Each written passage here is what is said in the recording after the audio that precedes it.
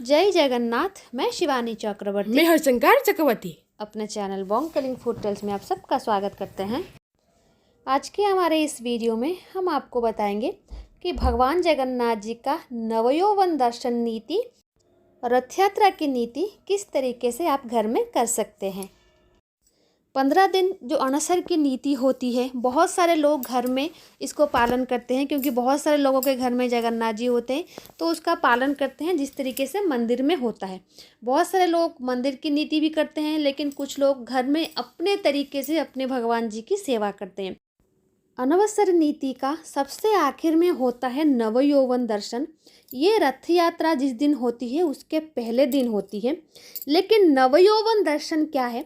नवयौवन दर्शन वो है कि इतने दिन तक प्रभु जो अस्वस्थ थे अब पूर्ण तरीके से स्वस्थ हो गए हैं और अपने भक्तों को दर्शन देने के लिए पूर्व स्वरूप में, जिस स्वरूप में वो थे, उनका श्रृंगार होता था, पुष्प पहनते थे, अलंकार पहनते थे, जिस तरीके से भक्त उन्हें देखते थे उसी स्वरूप में भक्तों को दर्शन देने के लिए वो सज्ज हो गए हैं। लेकिन नवयौवन दर्शन देने से पहले भगवान जी के बहुत सारे नीतियाँ होती है और उनमें से एक होता है श्रीमुख ओता नीति, जिससे भगवान जी के शरीर को वापस से रंगा जाता है, उनका श्रृंगार किया जाता है, जो बनक लगी कहा जाता है जिसको, वही होता है श्रीमुख ओता नीति। जो दत्त महापात्र होते हैं, दत्त महापात्र वो सेवायत होते हैं जो भगवान जी के श्रृंगार करते हैं रंग से, अर्थात उनका जो रंग रोगन होता है वो दत्त महापात्र करते हैं। तो वो आते हैं श्रीमुख ओता नीति करने के लिए, क्योंकि भगवान जी इतने दिन तक अस्वस्थ थे, उनका शरीर स्वस्थ नहीं था, तो भगवान जी की जो भी नीतियाँ, रेगुलर नीतियाँ होती थी जिसमें हर बुधवार को बनक लगी होता था, तो वो नहीं हो पाता था। इसीलिए नवयौवन दर्शन से पहले भगवान जी को पूरी तरीके से सुंदर तरीके से सजाया जाता है। जिस तरीके से प्रभु पहले दिखते थे उसी तरीके से भगवान जी का ये नीति कांति होता है। ये नवयौवन दर्शन की पहले की नीति है। तो घर में आप इस नीति को किस तरीके से करें? तो घर में जब आप अनवसर की नीति कर रहे हों तो रथ यात्रा के पहले दिन नवयौवन दर्शन है। उसी दिन भगवान जी को जो आप पुराने वस्त्र पहनाए होंगे, जो श्वेत वस्त्र भगवान जी पहने होंगे इतने दिनों तक, उसको निकाल दें। उसको निकाल के भगवान जी को नए वस्त्र पहनाएं। जिस दिन भगवान जी को नवयौवन दर्शन होता है वो पूरी तरीके से नव युवक के रूप में दर्शन देते हैं, और इसी तरीके से पूरी तरीके से भगवान जी का श्रृंगार होना आवश्यक है। भगवान जी को अगर आप कहीं और अनवसर की नीति में भगवान जी को रखे हुए हैं तो नवयौवन दर्शन ही वही दिन होता है जिस दिन प्रभु को अपने स्थान पे लाया जाता है। अगर आप गृहस्थ हैं तो मंदिर में तो वो नीलाद्रि विजय के दिन आएंगे, लेकिन जो अगर गृहस्थ पूजा करते हैं तो नवयौवन दिन के दिन भगवान जी को अपने पुनः उनके आसन पर लाया जाता है और भगवान जी को नए वस्त्र पहनाएं। जो आभूषण आपने स्नान पूर्णिमा के वक्त निकाल के रखे थे, अगर आपके प्रभु आभूषण पहनते हैं तो वापस से पुनः नवयौवन दर्शन के दिन भगवान जी को आभूषण पहनाएं, पुष्प का श्रृंगार करें। जिस तरीके से कोई हम नए मूर्ति का जैसे हम प्रतिष्ठा करते हैं, जो नीतियाँ होती है, जिस तरीके से भगवान को हम सजाते हैं वही सजाएं। भगवान जी का चंदन लागी अच्छी तरीके से करें और भगवान जी को बहुत तरीके के व्यंजन बना के दें, लेकिन उसमें अन्न प्रसाद नहीं होना चाहिए, क्योंकि अन्न प्रसाद आपको रथ यात्रा के दिन से ही लगाना है। क्योंकि भगवान जी स्नान पूर्णिमा के बाद जो पहला अन्न प्रसाद ग्रहण करते हैं वो ग्रहण करते हैं रथ यात्रा के दिन, और वो है खिचड़ी का प्रसाद। तो नवयौवन दर्शन के दिन भगवान जी को अब जो भी भोग चढ़ाना चाहें, चाहे 56 भोग भी चढ़ाएं, लेकिन उसमें अन्न का प्रसाद ना दें, क्योंकि अगर आप अनवसर की नीति अपने घर में करें हैं तो रथ यात्रा के दिन भी वो नीति का पालन करें, उस नियम का पालन करें।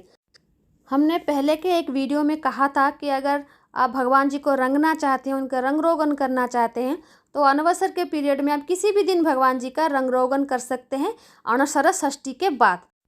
और ये हमने बहुत सारे वीडियो में बताया हुआ है पिछले 3 सालों में। अगर आपने वीडियो फॉलो नहीं किया है तो शायद आपको मालूम नहीं होगा। तो ये नीतियाँ आपको करनी है, लेकिन अगर आप रंग नहीं लगाना चाहते भगवान जी को, ये भी कोई कंपलसरी नहीं है हर अनवसर में भगवान जी को रंगना। लेकिन हमारे घर में हम इसी पीरियड में भगवान जी का रंग रोगन करवाते हैं।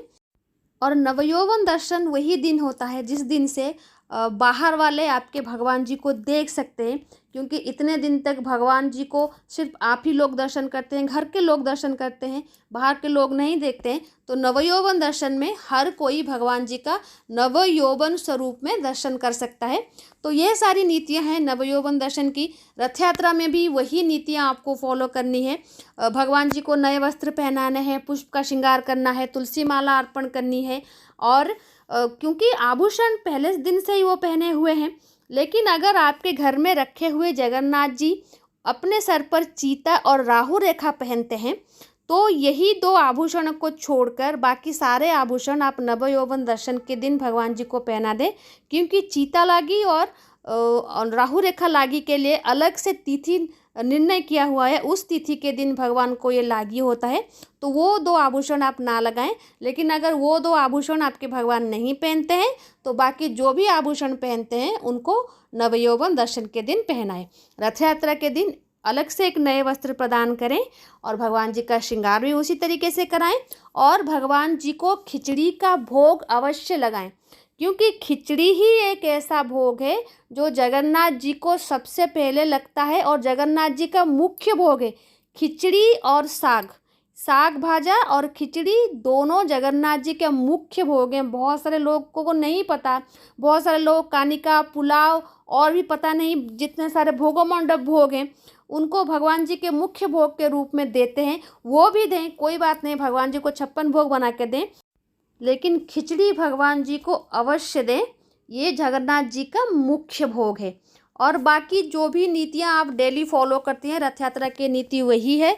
क्योंकि एक बार नवयौवन दर्शन हो गया, उसके बाद की जो भी नीतियां हैं वो रथ यात्रा की नीतियां हैं। और घर में तो आप रथ यात्रा नहीं करते हैं, इसीलिए वो सब करने की घर में ज़रूरत नहीं है। और श्री गुंडीचा मंदिर पहुंचने के बाद फिर से मंदिर की नीतियां शुरू हो जाएंगी, तो उसमें जो जो होगा हम आपको एक एक वीडियो में बताएंगे।